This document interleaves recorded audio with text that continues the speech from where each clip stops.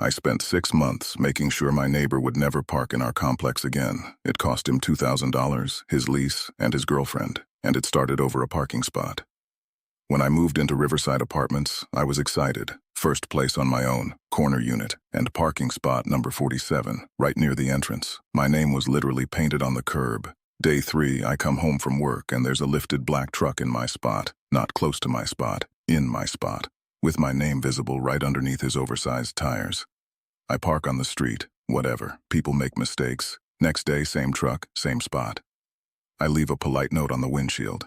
Hey, this is spot 47, assigned to unit 12. Thanks. The note's gone the next morning. The truck isn't.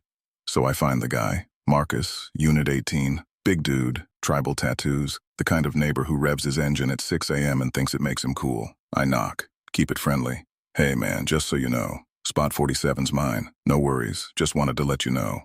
He looks me up and down, smirks. Spot's open when I need it, bro. Bro. He called me bro. I explain assigned parking. He shrugs. Says the complex doesn't enforce it. Says I should get there earlier if I care so much. Then he closes the door in my face. I go to the HOA, file a complaint. They send Marcus a warning letter. He parks in my spot that same afternoon. Week 2, he starts blocking me in, not just taking the spot, parking his truck at an angle so I can't get out even when I park in the next spot over. I'm late to work twice because of this guy. I file another complaint. The HOA says they'll monitor the situation. Week 3, I come home to a dent in my driver's side door, right where his truck would swing open if he parked too close. I ask Marcus about it. He says he doesn't know what I'm talking about. Says maybe I should park somewhere else if I'm worried about my fancy car. It's a Honda Civic. Week 6, my car's keyed, driver's side, deep scratch from headlight to taillight. I file a police report. Cop says without witnesses or video, there's nothing they can do, suggests I get a dash cam. Marcus sees the cop car, waves at me from his balcony, actually waves. That's when I realized something important. The HOA wasn't going to help me, the police weren't going to help me, and Marcus had been getting away with this because everyone else had just given up and moved or let him win. So I stopped trying to get help.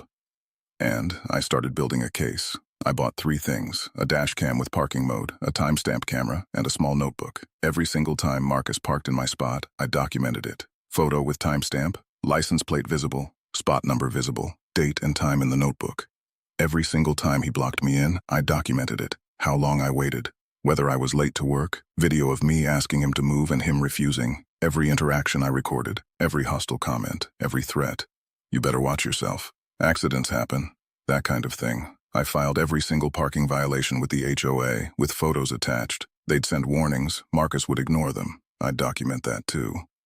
I made friends with the towing company on contract with the complex. Found out they hated Marcus because he'd called them scumbags when they'd towed his truck from a fire lane once. They remembered. I made friends with Dorothy, the HOA president's assistant. She's the one who actually runs everything while the board members feel important. Found out Marcus had called her a useless old bat in a board meeting. She remembered too. I talked to other residents. Found out Marcus had pulled this same parking spot bullying with 3 other people. All of them had eventually given up and started parking on the street. One guy, James, told me Marcus had threatened to slash his tires. James had just started working from home to avoid the confrontation. 6 months. I built my case for 6 months. Marcus thought he'd won, kept parking in my spot, kept smirking when he saw me, but I wasn't trying to win anymore. I was building something bigger. Month 7, I went to the HOA board meeting, brought a binder, printed photos, dated and time-stamped, police report from the keying incident, parking violation notices, all ignored, video evidence of threats, statements from James and 2 other residents about Marcus's pattern of harassment.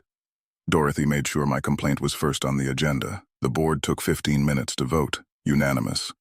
Marcus was issued a formal parking ban from his assigned spot. 1 more violation and he'd face lease termination proceedings. I didn't celebrate. I went home and waited.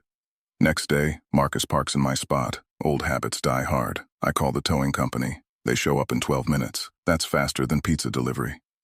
Marcus comes running out of his apartment in boxers and a tank top, yelling about how they can't do this, about his rights, about lawyers. The tow truck driver just points to the HOA notice taped to his door. The one Marcus clearly hadn't read. $475 to get his truck back, plus the lot fee. Marcus pays it, raging the whole time. He starts parking on the street. Fine, except I'd become friendly with Denise, the parking enforcement officer who works our neighborhood. She'd dealt with Marcus before. He'd called her a meter-maid Nazi. She remembered. She starts checking our street every day. Marcus gets ticketed 4 times in 2 weeks. Never moves his truck for street cleaning. Never feeds the meter. $75 a pop. He tries parking in someone else's assigned spot. I tip off the resident. They have him towed immediately. Another $475. Marcus gets smart. Registers a second car under his girlfriend's name. Tries to claim she's a resident too. I report the unauthorized vehicle to the HOA. They investigate. She doesn't live there. That's another violation. But here's the thing I didn't expect. James and the 2 other residents Marcus had bullied, they'd been watching. They saw Marcus getting consequences for once, so they filed their own complaints. James included the text messages where Marcus threatened him. Maria included photos of Marcus blocking her in. Tom had recorded Marcus screaming profanities at him in the parking lot. The HOA board met again. This time I wasn't even there. They voted to not renew Marcus's lease. Pattern of harassment and violations of community guidelines. Marcus had 60 days. I watched from my window on moving day. Marcus and his girlfriend loading boxes into a U-Haul. She looked miserable. They'd been fighting a lot, apparently. Something about $2,000 in towing fees and tickets they couldn't afford.